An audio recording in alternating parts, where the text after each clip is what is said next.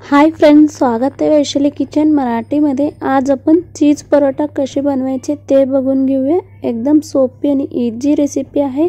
चला तर मग आजची रेसिपी आपण सुरू करूया। 2 कप गव्हाचे पीठ घेतले आहेत इथे मी। गव्हाचे पीठ इथे मी चाळणीने गाळून घेतले आहेत आणि चिटकीभर मीठ टाकून घेतले आहेत। व्यवस्थितपणे मिक्स करून घेतले आहेत। यामध्ये आता आपण 1 चमच तेल टाकून घ्यायचे आहेत। तेल टाकल्यानंतर व्यवस्थितपणे परत पीठाला छानपैकी लागायच्यापर्यंत अशा पद्धतीने आपण मिक्स करून घ्यायचे आहेत। तेल टाकल्यानंतर पीठ छानपैकी उंड व्हायला पाहिजे, अशा पद्धतीने उंड होत आहे, तुम्ही इथे बघू शकता।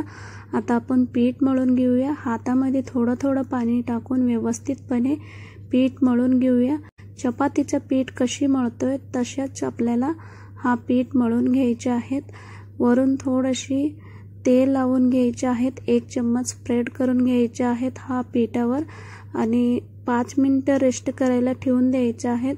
5 मिनिटं झाल्यानंतर आता आपण नेहमी चपाती कशी लाटतोय तशाच आपल्याला छोटीशी गोळा घ्यायचे, चपाती किती लाटतोय तेवढंच, आणि कोरडा पीठ लावून अशा पद्धतीने लाटणाने लाटून घ्यायचे आहेत। व्हिडिओ दाखवल्याप्रमाणे व्यवस्थितपणे आपण नेहमी चपाती किती लाटतोय तेवढा लाटून घ्यायचे आहेत। पहिला तद्दी लाटून झाल्यानंतर आता आपण यामध्ये स्लाइस चीज ठेवून घेऊया। इथे मी स्लाइस चीज वापरत आहे। इथे मी 2 चीज ठेवत आहे पीठामध्ये। तुम्हाला जास्त हवे असले तर चीज जास्त आवडत असले तर तुम्ही 3 पण ठेवू शकता, काही हरकत नाही। इथे मी 2 वापरत आहे।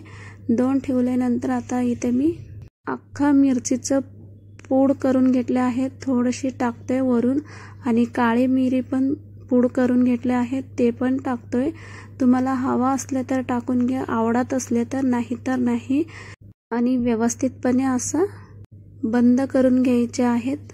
चीज टाकल्यानंतर चीजमध्ये ऑलरेडी मीठ असतोय, म्हणून मी वरून थोडीशी मीठ नाही टाकले, तुम्ही पाहिजे तर मीठ पण वापरू शकता थोडीशी। चारी बाजूने व्यवस्थितपणे अशा पद्धतीने व्हिडिओ दाखवल्याप्रमाणे छानपैकी आपण बंद करून घ्यायचे आहेत, फोल्ड करून घ्यायचे आहेत। फोल्ड करून झाल्यानंतर वरून थोडीशी कोरडा पीठ टाकून व्यवस्थितपणे परत लाटणाने लाटून घ्यायचे आहेत, हलका हाताने अशा पद्धतीने।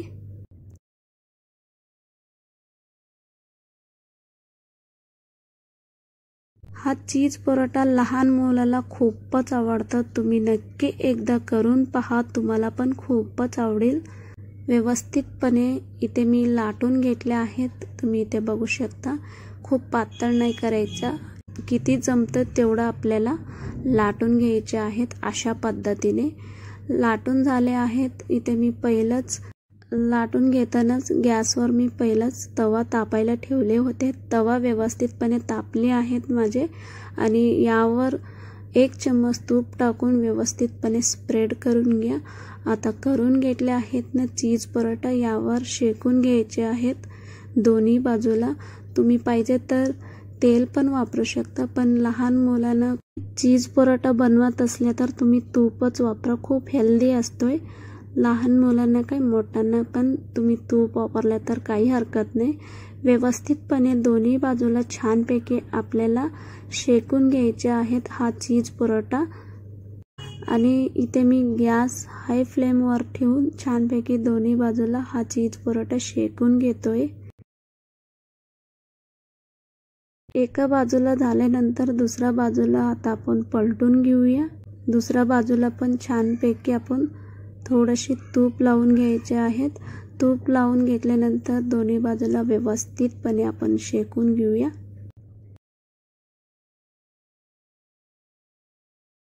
मस्तपैकी आपला चीज परोठा छानपैकी फुगत आहे, इथे तुम्ही बघू शकता। आणि चीज पण सगळ्याकडे छानपैकी स्प्रेड पण झाले आहेत, मेल्ट झाले आहेत। आता आपला परोठा रेडी आहे। बाकीचं पण अशा पद्धतीने आपण शेकून घ्यायचे आहेत लाटून झाल्यानंतर। तुम्हाला रेसिपी आवडली असले तर लाईक करायला विसरू नका। इथे मी परोठा तोडून पण दाखवते, खूप गरम आहे म्हणून इथे मी हळूहळू तोडत आहे। खूप छानपैकी परोठामध्ये चीज छानपैकी मेल्ट झाले आहे, तुम्ही इथे बघू शकता। खूप इझी रेसिपी आहे, तुम्ही पण नक्की ट्राय करा। आजची रेसिपी तुम्हाला कशी वाटली म्हणून मला नक्की कमेंट्समध्ये कळवा। रेसिपी आवडली असले तर लाईक करा आणि शेअर करा, सबस्क्राईब करा। सबस्क्राईब केल्यानंतर बाजूला बेल बटन असते ते पण दाबायला विसरू नका, कारण माझे कोणताही व्हिडिओ अपलोड केले तर तुम्हाला नोटिफिकेशन येणार बेल बटन दाबल्यामुळे। परत भेटूया एक असं छान छान रेसिपी बरोबर, तोपर्यंत मस्त खा, मस्त रहा।